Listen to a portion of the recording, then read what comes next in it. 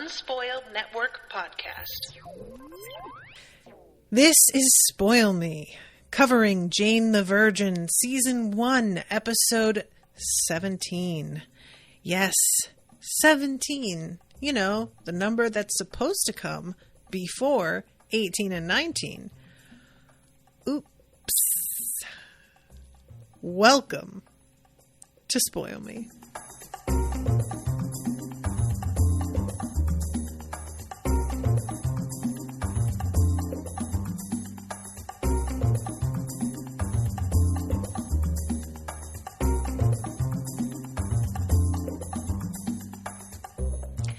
Welcome to the show, everyone. I am Natasha.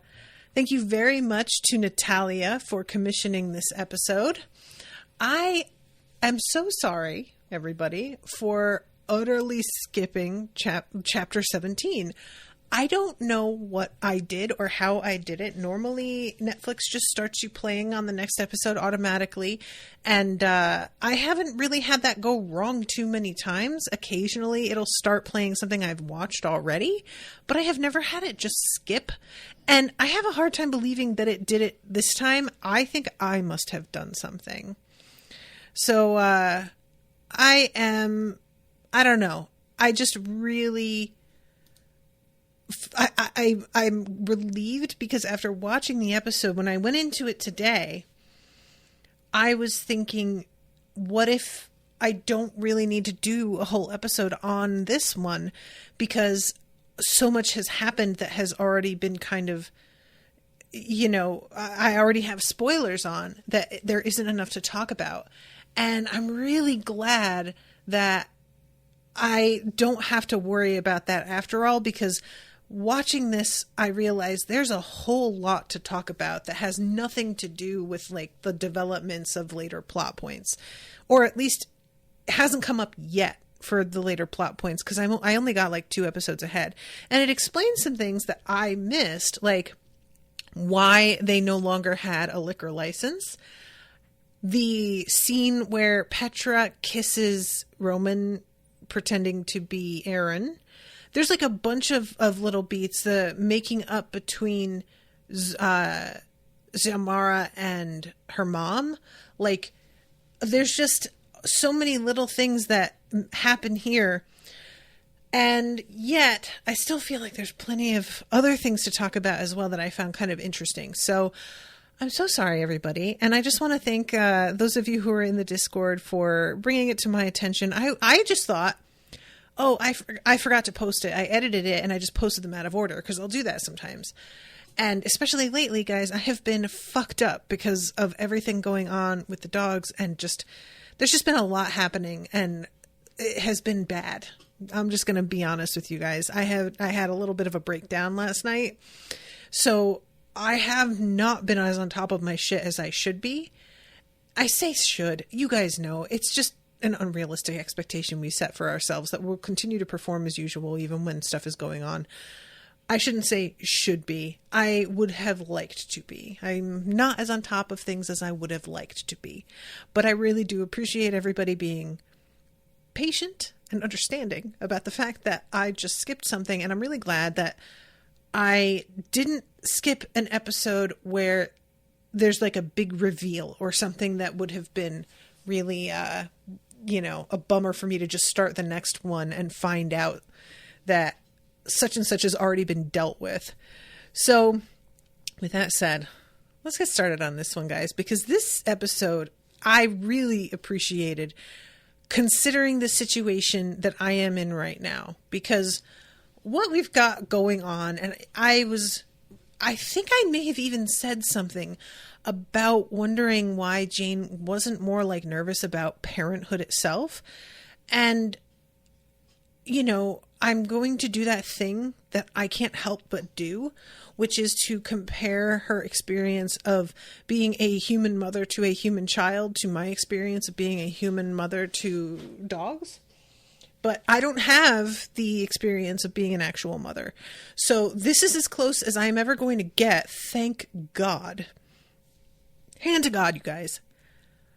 I didn't know what I was getting into with these dogs. And this is much more like a child than I was ever prepared for. And I don't know that I will ever do this again voluntarily. I will be perfectly frank. Maybe if it's an older dog who is like done growing up and knows the deal.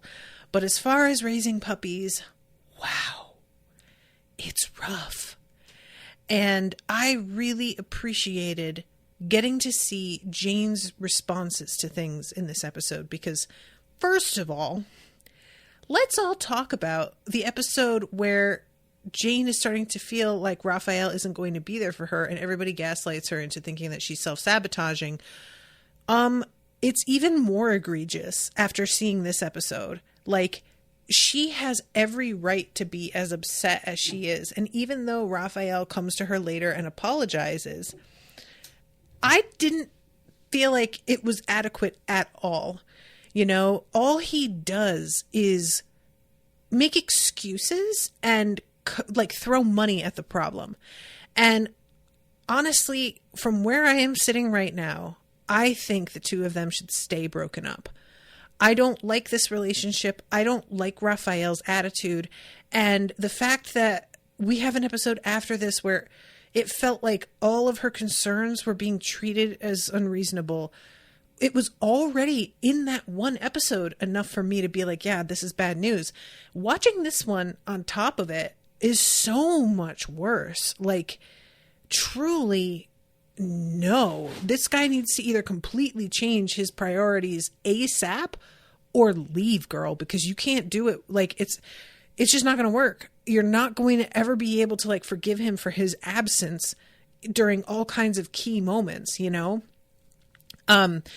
Claire says, my friends who have had both babies and puppies say that the puppies are harder for what it's worth, at least when they're both super young. I really appreciate that, actually. You know, I can't say like, because the thing about babies, they can't get places. You put them where you put them and they pretty much stay there until they start to learn to walk, which that's when everything gets real interesting. No, thank you.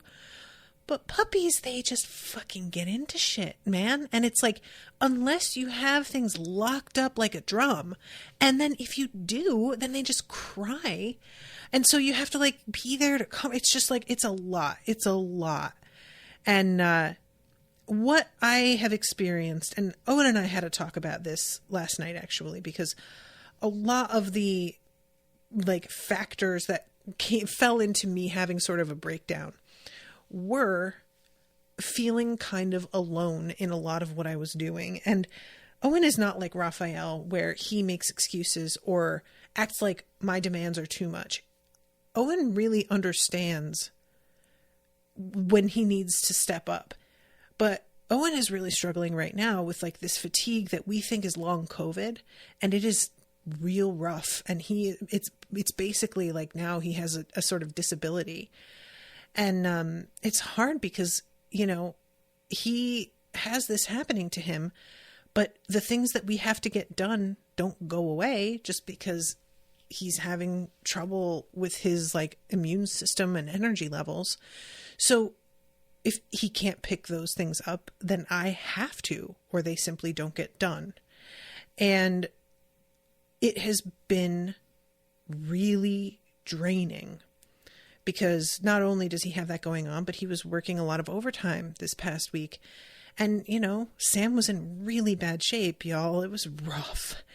And the idea of going into having an actual physical, like, child with somebody that is partially theirs and them not being willing to step up, that's so much worse. Like, it's already really hard just with these dogs. If Owen reacted in any of the ways that Raphael does to Jane in this episode, if he was like this, if I got pregnant, I'll tell you what, guys, it would be a real thought for me about whether I was going to have the kid. Although I live in Texas, so probably I would just have to. It's so great being American. But anyway, so this whole thing with the way that Jane copes is studying. And this was something that I explained to Owen last night. I was like, look, I get that you think taking them for walks and feeding them is like the job.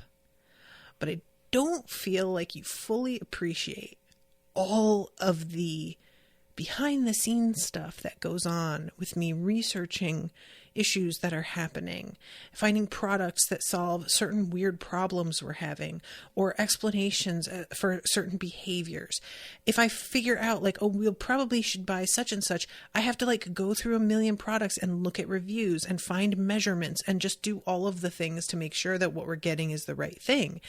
And that is so quickly dismissed as shopping, you know, but it's not just shopping, it's research for like tools.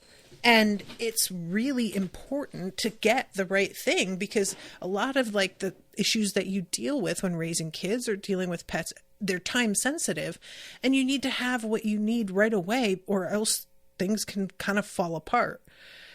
So I related so much, you guys. What Jane's going through is also so similar to my situation in that I have never had a dog of my own. In high school, we adopted a fully grown dog, and I was like a sophomore already. I moved away for my senior year, so I only spent a couple years with the dog. It was not mine, and it was not a puppy. And I didn't really have the experience of it, you know? So when I got saddled with these puppies, I say saddled with as if I didn't volunteer, but you know, nevertheless, I had no idea about anything about a puppy. Not a thing. There were so many things that people would say to me as if I just like would know what they meant. Like even finding them initially and then being so sick. Owen's grandma said they might have parvo. And she just said it like I would know what that was. I had no idea. It turned out she was right, but what the fuck do I know? So I can't imagine like raising a baby and not having had any experience with that at all. The only thing that I think about sometimes with this show is the fact that, and we're going to be getting into stereotypes here, but I feel like I can because this is my experience also being a Latina woman. But I have so many relatives and I was around so many babies that I had at least a little bit of exposure to like taking care of them. And it's honestly wild when I step back and look at this situation that it's just Jane and her mom and her grandma, and she doesn't have any other like family other than Rogelio, obviously, but like in the area, that she doesn't have like 50 cousins, because I did. And I was not even like a full blood. I was half white with a very small family on my mom's side. And if I had been full blood Colombian, you can bet your ass that I would have been roped into babysitting so much more. But it was the fact that I didn't speak the language that prevented me from being leaned on in that way. So anyway, Jane is going into this, and the first scene we have her is her and Lena at Target, and they're figuring out what to get for the registry. And she's realizing how many items she doesn't know the use for. And Lena has this like weird tube top with holes cut out that's for breastfeeding or pumping. And this woman meant like when they're like, I don't even know what this is for, she chimes in and lets them know and is like, I'm sorry, I was just passing, and I've just had a baby recently and there's a lot to learn. And God, you guys, I immediately was like, oh no.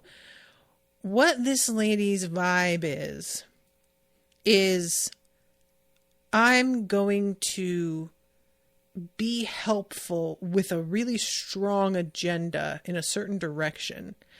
And this is like, so many people approach things this way when it comes to pets as well.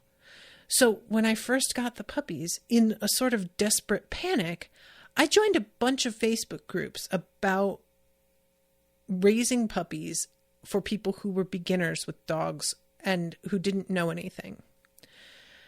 Y'all, I had to leave every single one of those groups I think there's like one that I'm still a member of, but I muted it. And it's because you couldn't post fucking anything in that group without 600 people jumping the fuck down your throat and telling you you were doing something wrong, that you were being cruel, that you were being irresponsible or neglectful. No matter what you do, there is going to be somebody who swears you are the devil for doing it that way. And the woman in Target was actually pretty chill as far as that sort of thing goes. But you still felt the judgment coming from her very strongly when Jane said that she was going to have the baby sleep in a crib and not in the bed with her. Because obviously, and this is something that I think needs a little bit more examination, but what I have found is that a lot of new mothers are the ones that get targeted for like anti-vax conspiracy stuff. Because they're in a place where they are trying to like control a situation that's very difficult to control. Children, you have like certain things you can and can't control. And a lot of people can be easily frightened out of things that are good for them, but that they don't fully understand. So that's where they get targeted, is like all of these different things that are sort of all natural or meant to be good bonding or whatever.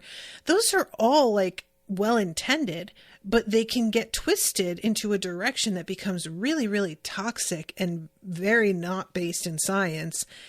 And if they've been primed enough in a certain way, they will totally buy into that. And so this lady, you know, she's carrying her baby in one of those like it's not a baby Bjorn. It's like a wrap. And it's actually, I bought one of these to carry Pippin around when he was really small. And I would, if I had a baby, I would definitely also use one of these. Like, it's great. But seeing the way that she's carrying the baby, I'm like, oh yeah, so this is a woman who does like the bonding stuff really seriously. And I knew as soon as Jane said a crib, I was like, oh, I wish that you could read this room a little better, Jane, because not that like you should care what this woman thinks about what you're choosing, but more just to like sidestep the fucking look you're going to get. Tell her whatever, just to get her to like move on, you know? But when Jane says crib, this lady's like, oh, okay. And then, you know, well, everything's a choice. And later on, when she is in a lactation class with her mom, this lady is talking about how don't let those doctors snatch your baby away until you get a chance to breastfeed. And Jane's like, snatch the baby away? Why would they do that? And starts to get really agitated. And her mom is like, they're not going to snatch the baby away to wash it or something. This lady is a drama queen. And this is the thing. You got to walk this line, right? Because I think Shamara's 100% right. That lady was being a drama queen. However, there are also things that are new information that we have learned. And so it's really, really easy if you have raised a kid successfully to just be like, you don't have to pay attention to this advice. I raised you without that and you're fine. But that's the same kind of attitude that gets us to like, I didn't wear seatbelts when I was a kid and I'm still alive. And it's like, yeah, how many kids aren't? Though, and wouldn't have been dead if we did do this sooner, you know? And that's the kind of thing that drives me nuts about memes that go around, especially from boomers, when they're just like, I used to play outside and drink from the hose and I didn't have participation, whatever. And it's all like about how kids are too protected nowadays. And what's wild is that these are the same people that are like trying to protect their kids from, things that they don't need protecting from, like drag queens. But then putting a fucking seatbelt requirement in with the car seat for the baby and insisting it be facing a certain way. Now, all of a sudden, we've just overstepped. So what I'm saying is there are compromises. You find what scientifically is backed as being a better way to do things. And you also take with a grain of salt people who seem to be a little bit reactive or who talk about things in vague ways that are based in sort of nonsense language. You know what I'm talking about. So anyway, the fact that Jane does so much research, I just really relate to, because I do nothing, it feels like, but Google shit about the dogs, like non-stop Googling. And you've got to be really careful, because you will pull up results that are not valid, and you have to learn how to tell. Does this source seem like it's like coming from a weird place? Or is this an older article? Or is this an article that looks legit, but then when I look through, I start to realize it's associated with a certain brand or company and they're pushing their product? Like, there's all sorts of weird caveats that can happen. And you have to learn how to sort through things and also get a sense of the types of people that you trust and the tone that they take in comment sections, so that you can tell whether or not to take them seriously, and the language that they use to describe things. And sometimes like get in touch directly and ask for them for advice, yada, yada, yada. But I mean, like, guys, even on my own friends list, all my friends mean so well, and I totally get it, but I can't post anything about a frustration with the dogs without winding up with 10 suggestions and pieces of advice that I did not ask for, and all of which I have tried already. There's, sometimes there's something I haven't tried or an idea that I'm like, oh, that's interesting. Maybe I'll give it a shot. But again, I didn't ask. I'm just trying to vent, and everybody has suggestions and things that they swear by, and they don't care if you ask. They will tell you, trust me. They don't care. It's all about just like they really do mean well. They want to share a thing that worked for them because it worked and was a relief, and they're hoping to help you experience that relief, which is really kind. But it always frustrates me when it's just like the things that are being suggested are so incredibly basic that I'm like, you really think that I wouldn't have considered this option? Like, that's insulting, frankly, Lauren said, haha, this lady is one of the reasons I said this is such an annoying episode to me. Okay, that makes sense. And Lauren says, my hospital had a grandparents refresher class, which I really appreciated, to update them on the new things with safe sleep and car seats and feeding, etc. That's a really good idea. Huh. Yeah, that's a really good idea. So yeah, Jane goes through a lot of this episode feeling kind of overwhelmed. And what bothered me so much about her interactions with Raphael are that he doesn't know how worried she is, because he never gives her a chance to talk. All they do is have a conversation where he, first of all, blows her off and is a real asshole to her. I'm going to jump to that scene because I couldn't believe the attitude that he took. So she comes in and he's in a bad way because they lost their liquor license, right? And he says we were shut down. Our liquor license is going to be suspended and we're facing a huge fine. And she says, what? He explains about the cops came shutting down the party. We didn't have the permits. And she says, oh no, why not? And he says, 'cause I screwed up. And he's pretty aggro. And she says, I was just asking. I don't need judgment right now, okay? And she starts walking away. He's drinking a lot. And she says, I'm sorry about tonight. We'll talk about the baby stuff tomorrow. Tomorrow, I have to deal with the liquor license. Okay, so when can we? And he says it's time sensitive. And she's like, yeah, so's this. Don't make me feel guilty right now. Maybe you feel guilty because you should feel guilty because you're being a shit. Has that occurred to you? You know, like, and he's like, well, you're upset. And she's like, yeah, I get to be upset. I shouldn't be judged for working hard. It's important. Is that what you think is happening, sir? Because I know that you're talking about working hard and all, but you also made a choice to have a party that you knew was a bad idea.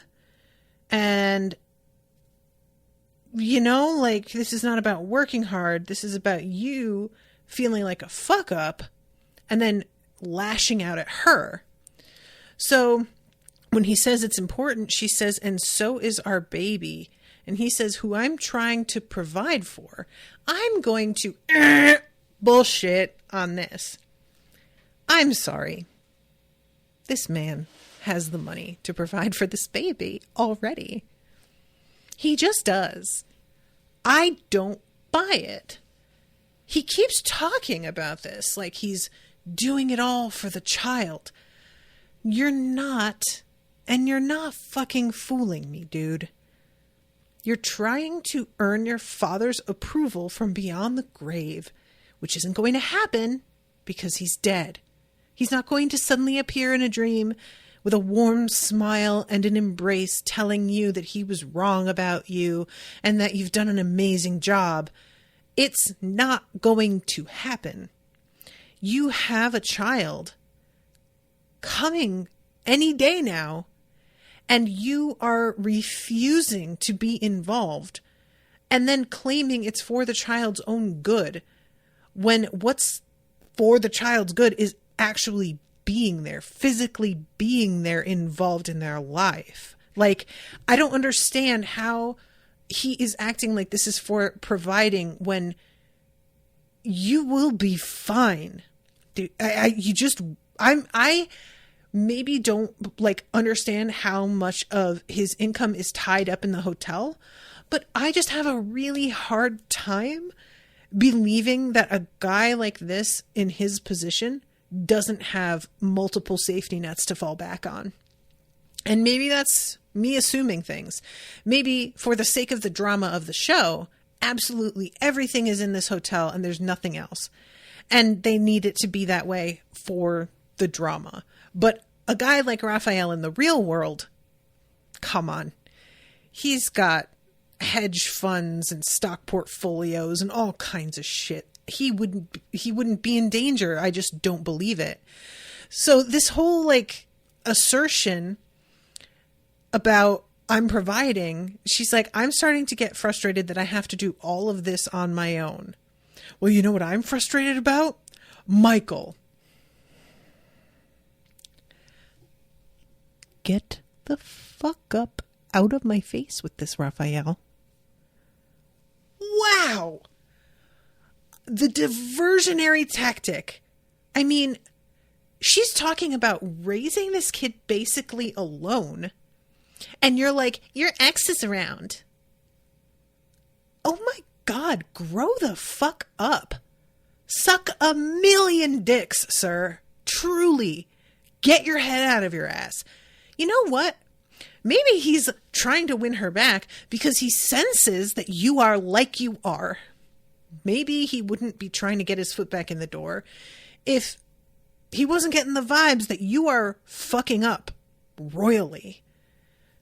Like, maybe you are afraid that he is around because you know that you're fucking up and you're making it easier for him. And guess what? You have got yourself to blame, and that's it. Nobody else. That's it. I'm just so disgusted. This whole scene, he is so gross, and it made me really, like, I appreciated Jane, like, initially, her responses to everything he said. She was right on the ball, on the point. But then when he brings up Michael, she, like, takes the bait in a way that I was like, girl, you are letting him steer you off course from the topic at hand and get into a whole different argument, which is like a classic technique. And he tries to tell her that she's naive. And she says, no, I'm not, but you are drunk, so I'm going to leave. And the next day, he like comes to her to apologize. And he says, I was drunk and pissed off. And she replies with, but you meant everything you said. Which I think is true. He says, it came out wrong. I'm like, yeah, it came out wrong, but that still sounds like this was real. And he says, I understand you're mad and you have every right to be. And she says, I'm not mad. I'm scared. And I'm worried that when this kid comes, it's going to be all on me. And he says, it won't. We won't let it. She says, work will always come first for you.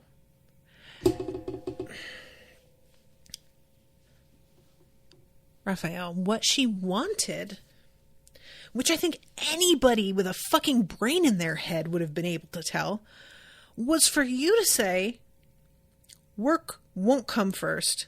The baby and you will be first. Does he?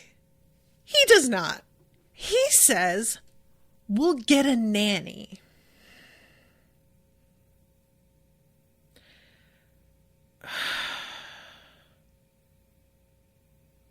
I mean, I just can't. I can't.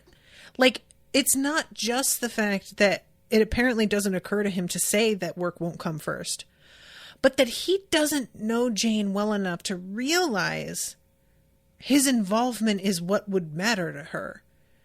He really thinks that she just wants a stranger that he paid money to be the one caring for their kid. Like, do you know her at all? Of course that is, like, you know, she's got a mother and a grandmother to help. So it's not as if she doesn't actually have some material support, but that's not what it's about. She's worried you're going to be an absent father. Like, and she says, so will you be taking off any time? And he says, come on, my job is different. We have different responsibilities. In an ideal world, yes, of course, you know how much this means to me. Okay. I fell for this in my first marriage, and I want everybody to listen. When a person says, you know I love you, you know how much this means to me, you know that you're important to me, you know that I care about this, you know that I put you first, and they don't have any actions with which to back up that claim, at least any recent actions, those words are meaningless. They are just what they need to say to get you to back off. That's literally it. And this is proven by the next line, which is, come on, Jane, let's not fight. That is exactly what that kind of line is about. It's about shutting you up and kind of gaslighting you by being like, you know a thing. So they're trying to suggest that if you really listened to your gut, you would realize what I'm saying is true. Instead of, I am going to prove that you're important to me, that this matters to me, any of the above, by doing literally anything to show it. And this, I fell into this. My ex-husband would be like, I cherish you. And then just not be there ever, like constantly gone. And I remember like him saying that to me and me looking at him, and really those words had like worked at one point and suddenly realizing they didn't anymore. And I was like not putting my finger on why. When he said them now, I felt nothing. And looking back, I'm just like, oh, because he'd said them a million times and nothing changed. Nothing changed. Because words are nothing. It's not even just words are easy. Easy suggests any kind of effort at all.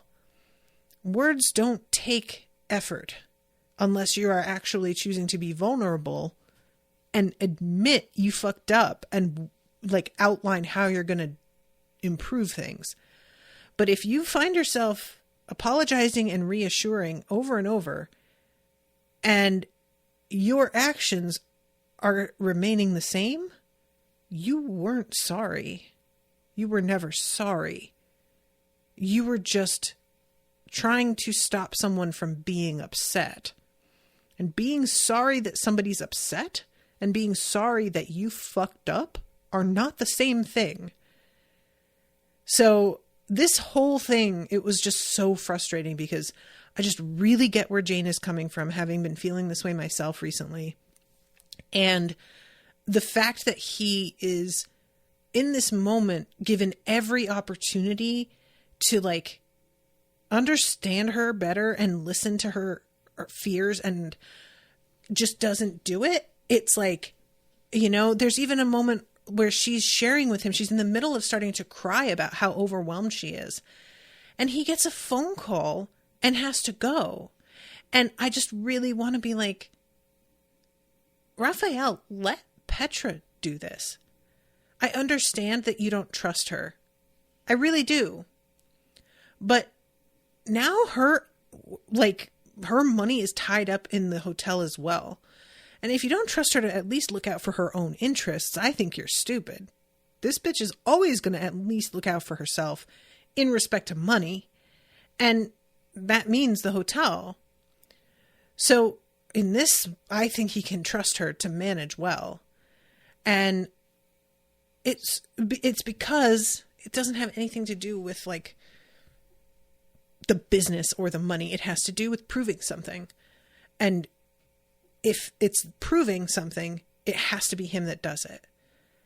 Which, basically, Jane is looking at a lifetime of fighting against his father's ghost for Raphael's attention. Not a fight I would want, thank you very much. So, Rowan says, my mom always says, have mercy when I call her out, which is her way of not apologizing and saying, this is just how I am and I can't change it. Ugh, Rowan. I would be like, how about you have mercy and not do the shitty thing? I request mercy from your bad behavior. How about that? Ew. I will say that there are people out there who hear when you like call them out and really do respond and like try to improve. And I even have hopes that my ex-husband turned into that person eventually because he was sensitive and he was smart. And I feel like maybe our split, he learned some things, because I know I learned some things for sure. But God, it's rough in the moment when you're both learning and you don't get it, you know? This is like the same thing as guys who are like, well, you knew I was an asshole when you started dating me. And they just like say that as if by giving us a contract with an asterisk of I am an asshole is like a get out of jail free card, and they could just continue to act whatever way because they warned you. So you should have known. Ew. Just ew all around. That's all I'm saying. Okay. So I focused on all of this, and there's a bunch of other stuff going on this episode. We've got the whole thing with Shamara where it turns out that she moved in with Rogelio before they said I love you to each other, which I think is bonkers, truly. Like, and what it turns out to be, which I did kind of appreciate, Rogelio in the end, he says, I'm getting there with you. Oh, you guys, that one hurt. It really did. But he explains that to him, it just seemed like it made practical sense. She needed somewhere to live, to get away from her mother. And he wanted her to be around so that he could fuck her nonstop. And it just seemed like a good plan. But it had never come up, apparently, that they hadn't said I love you until like the conversation between her and Jane, where she's like, is it weird that we moved in together before we... Yes, it is. It's very weird. I'm not going to lie to you, girl. Like, that's wild to me. I could never.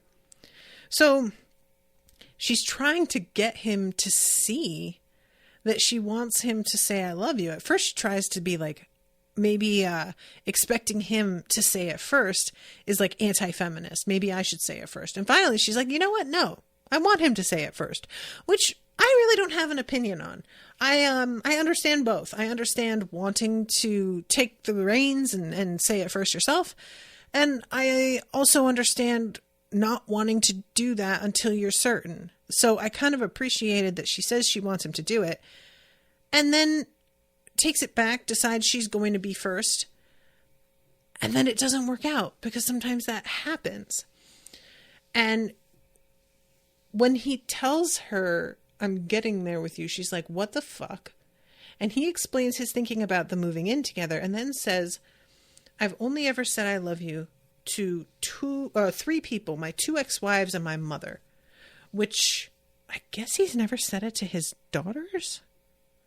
I mean, it's one thing to not say it to Jane because he's like only recently met her. So I guess, or maybe he's just talking about in like the romantic sense. I don't remember if he said that he loves Jane to her. But either way, he says, those words mean a lot to me. And I was kind of rolling my eyes because I don't know how many men Shamara has said it to either. There's something about the way he says this is as if those words don't mean a lot to her also. And I was just kind of like, okay, I guess, dude. But what it comes down to for him is the fact that he doesn't have his, like, Shamara doesn't have his mother's approval, and that's an obstacle for him. And we saw how that wound up going down. So we know that it like eventually worked out, but it was, it adds a lot more context to why Shamara was so afraid to meet his mother. Like just the history that she had with his mother regarding the whole thing with the lamp and her walking in on them was already bad enough. But knowing that this was kind of also on the line, that really changes things, you know? So talking about Rogelio, let's talk about Michael, because Michael and Rogelio are getting along super well, and it's making Jane and Raphael a little uncomfortable. I truly couldn't care less that Raphael is uncomfortable at this point. But I understand Jane just being kind of like, what the hell, dude? And he is there when she comes to the house unexpectedly, like, because Rogelio had done the ride along the day before. Michael came by and gave him like a badge or something. And, also a really great little like junior detective thing that they give to like kids who come in for field trips. Amazing. But, it turns out that like Rogelio is super into Michael, like just loves him. They get along really well. And so he's struggling a little bit because he doesn't like Raphael as much. And as he puts it to Jane, I am solidly Team Michael. Now, I will say that I appreciate, despite the fact that he likes Michael better, Rogelio is consistently doing the right thing, trying to get Michael to move on. I really, like, I was worried that Rogelio would sort of try to machinate, you know, and get things moving for the guy that he preferred. And he really does not do that. And I was just delighted. Like, thank you, sir. However, because we're spending time with the two of them, we also spend some time with Jane and Andy. And now the utter disgust that Jane has for how Andy, you know, that she turned out to be like stalking her, that makes a lot more sense. I was sort of like, well, you know, she just wanted to meet you, whatever. But this episode, they spend a lot more time together and it's a lot more personal. And they're becoming friends. They're like kind of getting close. So to find out after this, yeah, that's different. That's a whole different thing. And I really am surprised that Andy thought it was going to be able to like go on for any amount of time without Jane figuring it out. I feel like you reach this point and you're in talks with Michael to see him again. Now is when you tell her, and maybe just act like, oh, what a weird coincidence. You don't have to be like completely honest about how you stalked her online. But the fact that she kept it to herself up until the point she did, there's no other way to explain it. Like, of course you had to know by then. So I just think Andy, I don't blame her for initially being curious, but the way she decided to like handle it all was not awesome. And it's so like frustrating to watch Jane encouraging her and you know, knowing what's going on. And there's also a little subplot in there about her, Jane, taking over a babysitting duty for Andy one night. And she's babysitting this little girl called Luna, adorable. And Jane becomes absolutely exhausted after just like one evening with this infant. And when she's talking to her mother and her grandmother later, she's just like, what do I do if I don't like it? To which I'm like, you're screwed.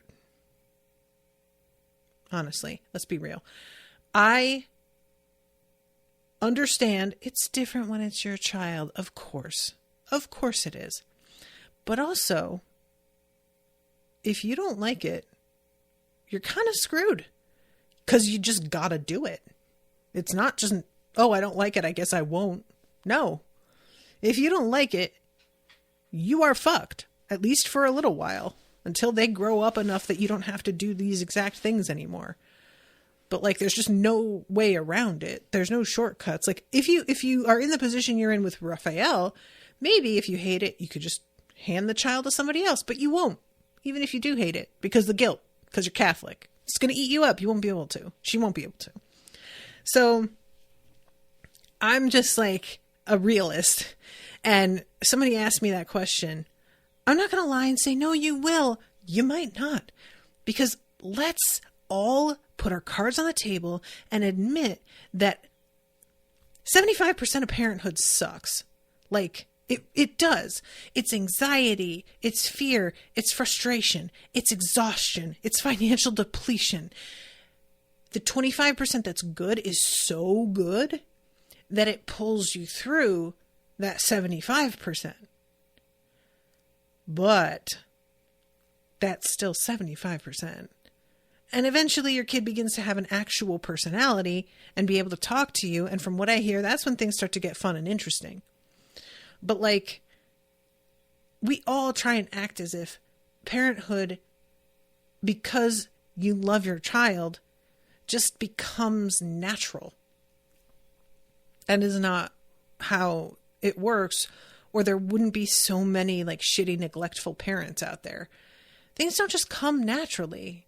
And thank God that therapy is getting a little bit more normalized, because I think we're looking at a generation of parents now that have a lot better understanding of their own reactions to things and their own traumas, and they are trying not to inflict on their own children some of the things that have been done to them.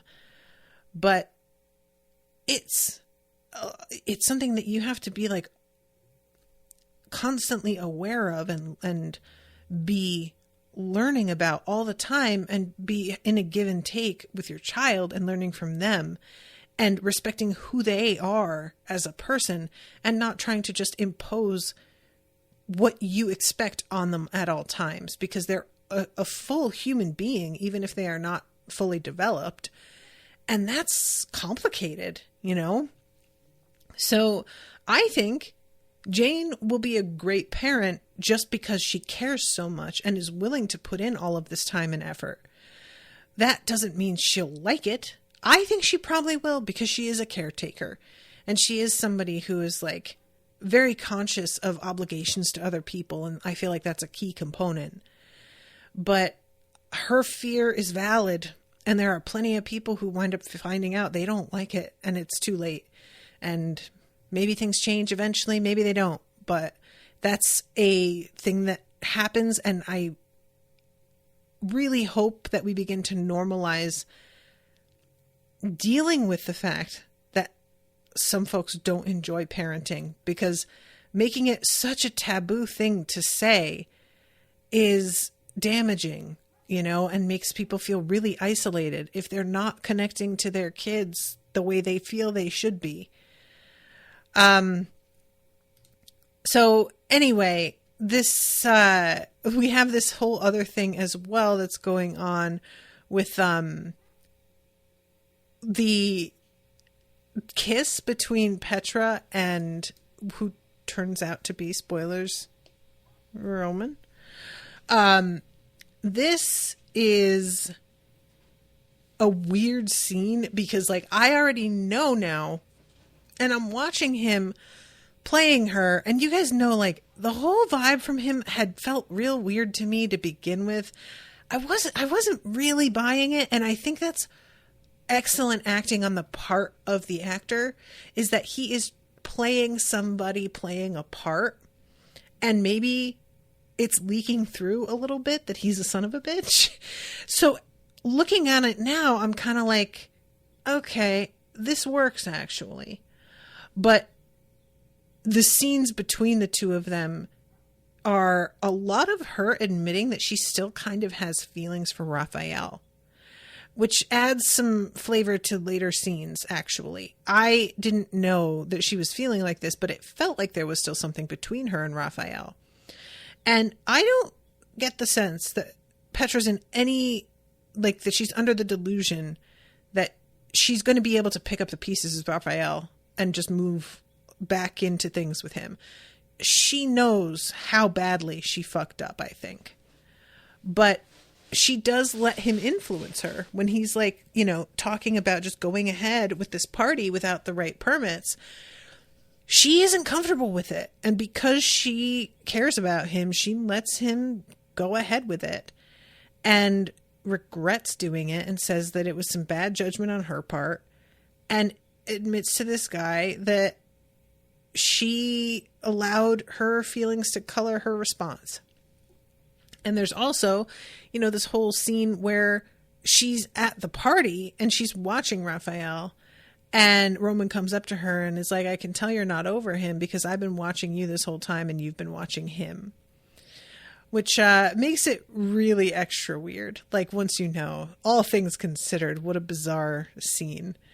And it's also a pretty funny bit when they're out at dinner and she's like, so, I researched Jainism and I was wondering how strict you are about it, because I guess it turns out that there's like a celibacy aspect. And she's just curious if he, And it turns out that the kiss is what gives him away, and she immediately, like, knows. I was really wondering if she hadn't been able to tell at the kiss, would she be able to tell at the sex? Like, how much would you be able to believably say your body just completely resembles your twin brother? I don't know how that works. Like, do twins have moles and birthmarks in the exact same areas as each other, or are those things sort of variable? I would imagine they're variable. But I don't know, maybe it's, maybe there's both. Maybe sometimes it varies or sometimes those are also identical. But regardless, this whole thing with Petra is really weird because it's like, she's connecting with this dude that we know ultimately it's not going to work out, while she's also still sort of realizing she cares about Raphael. And it's just a weird place to be with the two of them.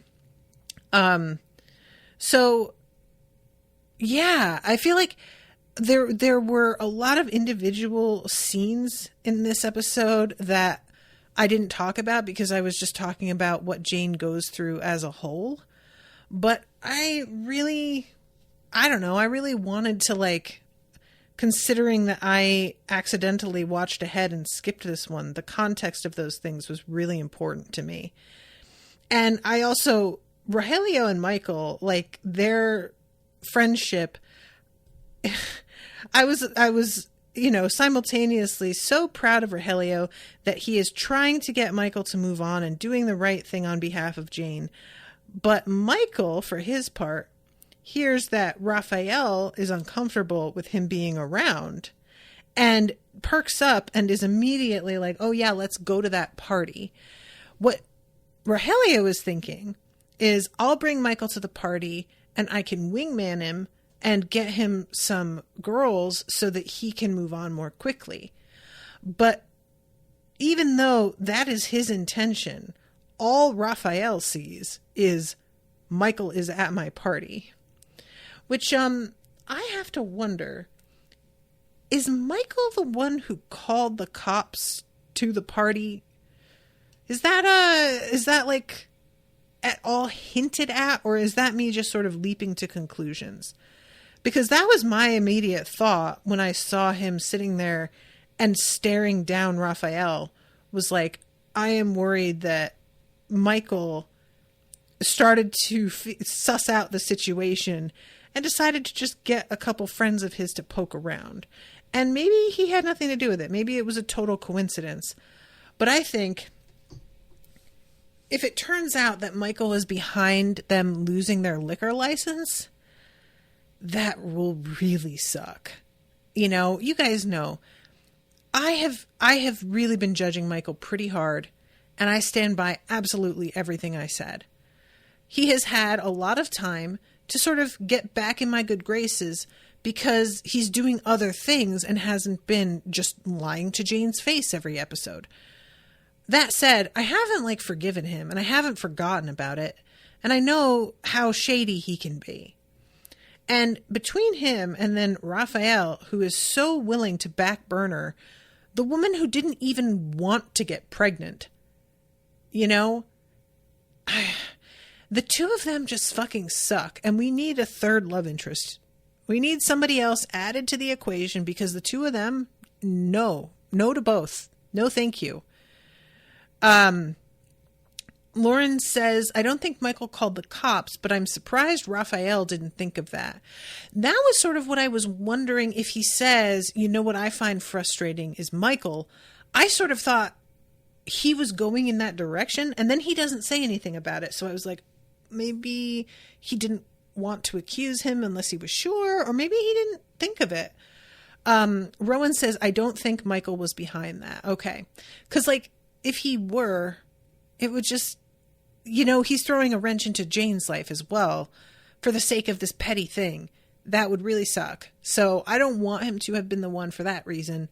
But also, I just am so pissed at Raphael that somebody fucking up his life is kind of, I'm a fan of them at the moment. I'm going to be honest. So, I guess that makes me hugely petty, but I'm willing to be petty. That's just, for a show like this, I feel like pettiness is on the table. That's part of it. And then there's one last thing, and this is the whole thing with Shamara and Alba. I always do that. Alma is soul. We have a flashback to when Shamara has first had Jane. And I really appreciated this, you guys, because God, first of all, the girl that they got to play Shamara as a teen, where did they find this lookalike? God damn. I mean, right? She looks exactly like her. The whole way she moved her face when she spoke, it was creepy. She is Shamara, it's wild. And secondly, oh God, she's so young. It's really easy to hear, oh, she had the kid when she was 16 or 17 or whatever. And to just be like, oh yeah, that's very young. But when you see how young that is, what are we doing? What are we doing? Oh my God. People are voting to force girls this age to have children. Are we high? Are we fucked up? Yes.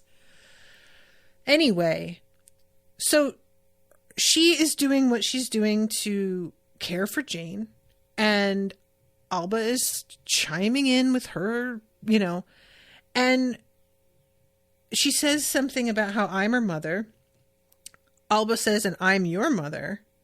And Zoe says, that doesn't matter anymore. A real key moment. So then, with everything that Jane is learning and trying to do, her mother keeps being like, you're overthinking this, just pick her up, blah, blah, blah. Like, I understood her frustration with Jane wanting to do everything right. But I also understood Jane's frustration at being like, you didn't know any better, and I'm not blaming you for mistakes you made way back before we knew this stuff. But now we know, and can you please back off? And understandably, Zoe gets kind of pissed and tells her, like, well, if you want to be Little Miss Perfect, and like stalks out. But later on, when Jane is upset and her grandma comes home, she's talking to her about how they got in a fight, and she says something about how every single thing she did, her mom had something to say about it. And Alba has a bit of a moment and basically says, yeah, it can be really hard to know when it's time for you to stop being the mom and let your daughter be the mom. I understand. And this leads her to talking to Zoe and having this like really, I really liked this conversation between the two of them. Zoe comes over because she thinks Alba isn't home. That's the only reason that she came. And Alba's waiting for her and tells her to sit down. And her acting, I love her so much. Oh my God, you guys, that's Sam. I'm sorry. He knows that like this episode's almost over and he's getting restless. And she's talking to her about, you know, I know you had an argument, and Zoe's like, I don't want a lecture. And she says, let me finish. I know how you feel. I wanted to say, if she does things differently, sometimes it's not a judgment on you or who you are. And Zoe just starts tearing up, and you guys, this scene was so sweet. I just loved it. It's such a like, she isn't explicitly like, I'm sorry for what I said. It's like a much deeper apology that she's giving, you know, just like, I am putting, like, I'm taking your choices and acting like they're a reflection of me. It has nothing to do with me. You're a grown woman and you make your choices. And she just shrugs and says, we are different. And I just loved it. I loved it so much, you guys. You all know I was so pissed at Alba. Like, truly, she's being so shitty. And I was really not sure how they could get me to, like, forgive her, because I couldn't see her really apologizing in a way that would make sense with her character. And this, it was perfect. It was so good. I just really, really loved it. And I liked her framing of it as well, because that is how Zoe is feeling, is like every time that Jane says, no, that's not how you're supposed to do it, her response is, so you're calling me a bad mom. And of course she's not. She's just saying, not anymore. This isn't it, you know? So it's just a really sweet scene. Lauren says that Alba line is so lovely. Yeah, it really is. Oh my God. I didn't see Rowan said, I think they cloned the actress for Zoe's teenage version. Claire says, I love all of the mother, daughter, grandma, other interactions in that family. They all feel so real. They really do, you know? And, I'm going to be honest about a spoiler here. Anybody who like really wants no spoilers and is watching along, I would tell you to like fast forward, but there's no way that you're watching along with me on Netflix and you're not also spoiled on this because of the thumbnail. So I'm just going to address the elephant in the room. I know Jane doesn't have a girl. She fully expects to have a girl. She's got a girl in all of her little visions of this little like sprite in the corner yelling at her that she's a bad mother. But the thumbnail clearly has a little boy sitting on her shoulders. So there's no way to avoid it. I know that it's not going to be a girl. But that said, the fact that Jane is so certain it's going to be a girl, I would have known it would be a boy anyway, because that's what the show emphasizes all the time, is like how much Jane tries to control things and how many things are outside of her control. So she's got a short list of like baby names for girls. She's planning to decorate the nursery for girls. Yeah, of course she has a boy, because God just likes to fuck with us and just be like, you thought, you know, that's just life. It truly is. So even if the thumbnail didn't give that away, I would definitely be aware.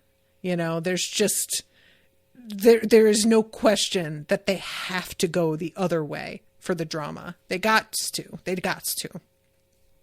So, anyway, I am really, really looking forward to the next episode. And by that, I mean, what, 20? I don't even remember where I actually am now.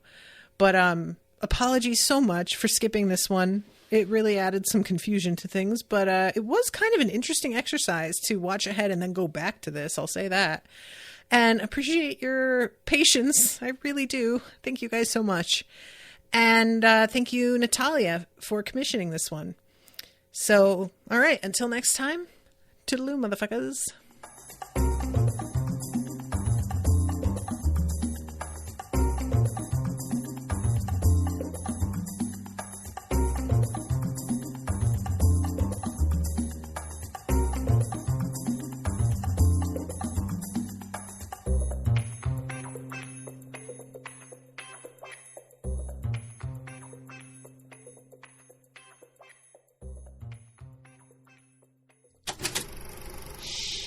That was an Unspoiled Network podcast.